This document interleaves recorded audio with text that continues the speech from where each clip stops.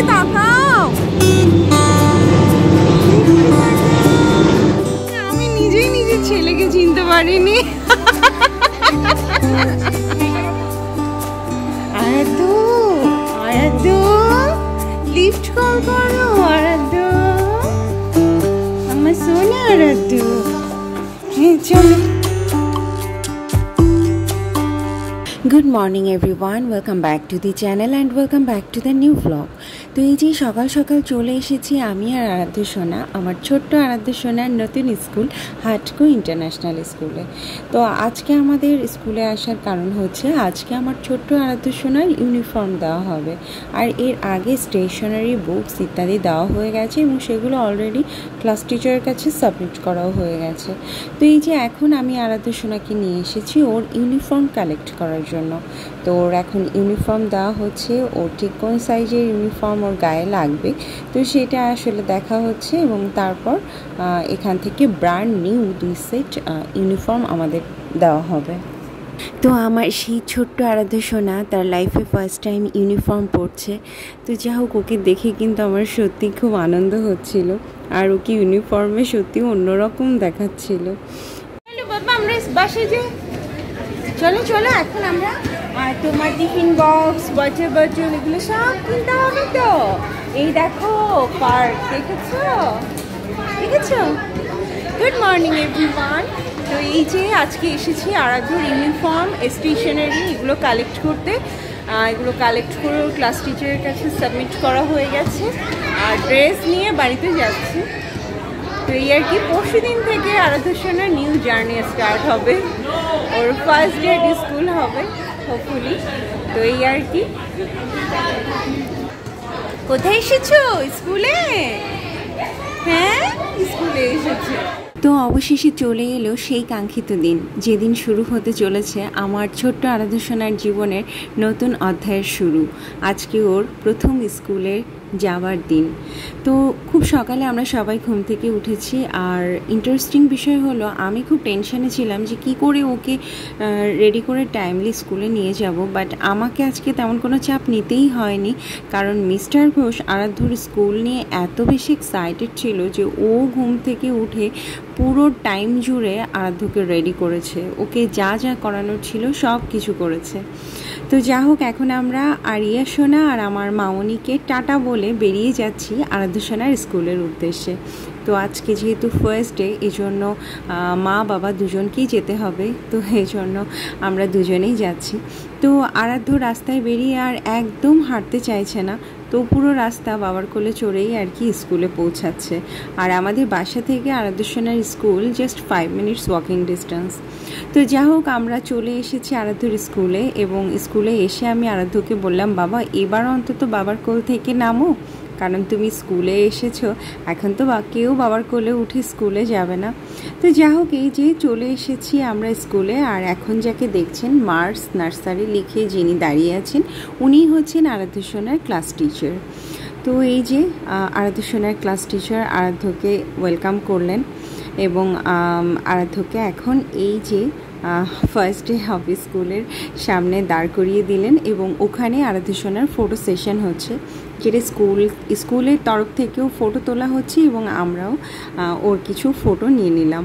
তো আমার ছোট্ট ছেলেটা এত লজ্জা পাচ্ছে সিরিয়াসলি যে সবসময় অন ক্যামেরা কত রকম কথাবার্তা বলে, সে আজকে প্রথম দিন স্কুলে গিয়ে যখন ওর ছবি তোলা হচ্ছিল ও ভীষণ রকমের লজ্জা পাচ্ছিল।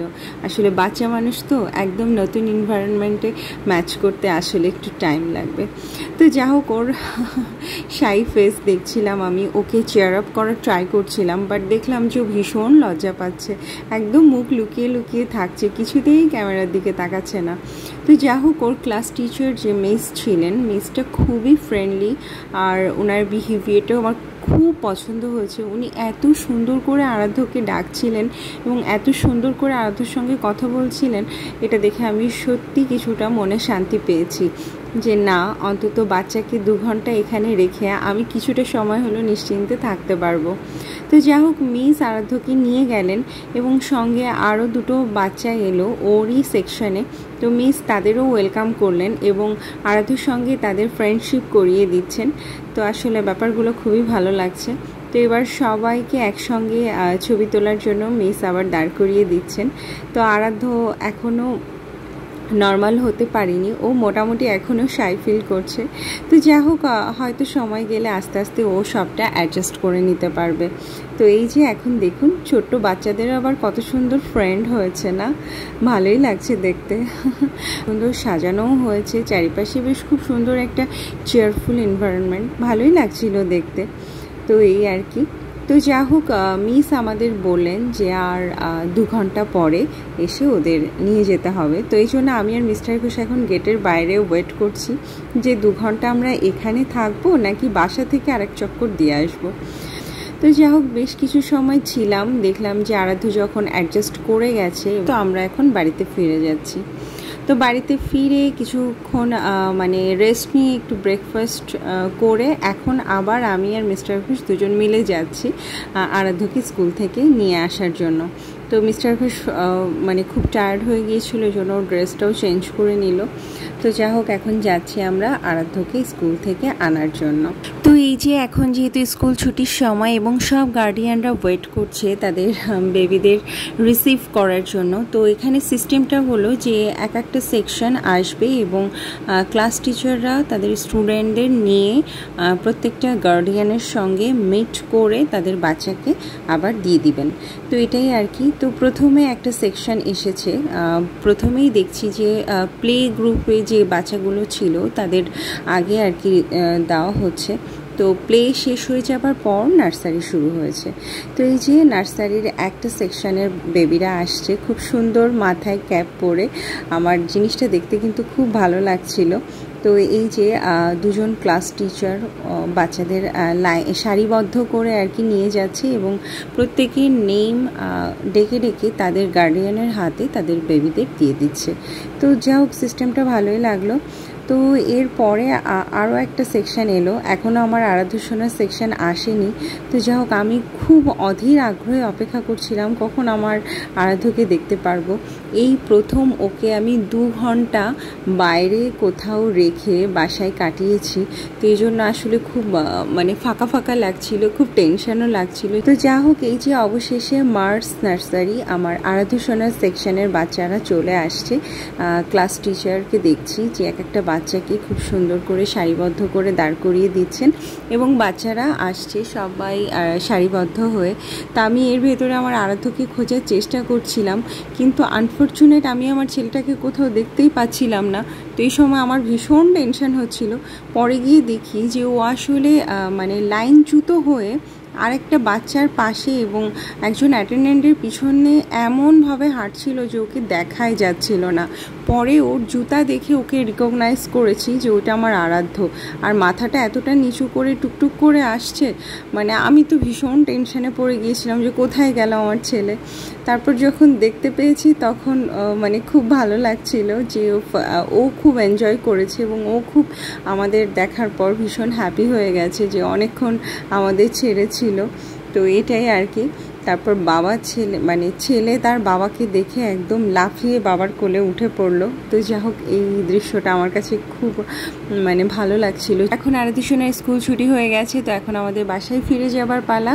তো এখন আমরা বাসায় ফিরে যাচ্ছি, আর এই সময়টা আমার মিস্টার ঘোষের ক্লাসেরও টাইম হয়ে গেছে। তো এই জন্য আমরা আর মানে দাঁড়ানোর একদমই সময় পেলাম না, যে তাড়াতাড়ি বাড়িতে ফিরে এলাম।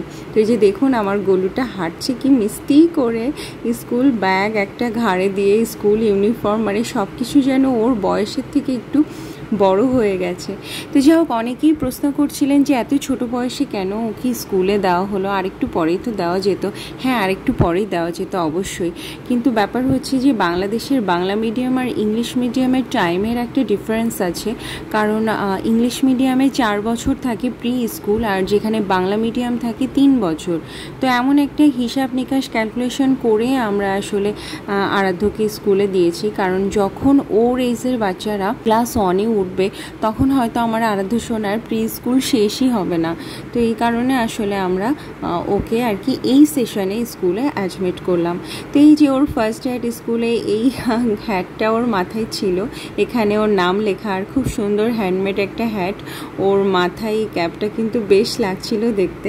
তো এটাই আর কি, এটা ওরা বানিয়েছে, বলল যে এগুলো নাকি ওদের গাম দিয়ে গ্লু দিয়ে মানে চুমকি আর এই যে ক্রাফট করা জিনিসটা আটকাতে বলেছিল ক্লাসে। তো যাই হোক, ভালোই লাগলো। ফার্স্ট ডেতে ও আসলে স্কুলে অনেক এনজয় করেছে।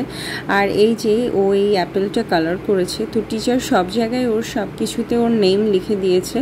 তো এটাই আর কি। তো আমি ভাবছি যে ওর যে মানে কাজগুলো থাকবে সেগুলো একটা ফাইলে রেখে দিব।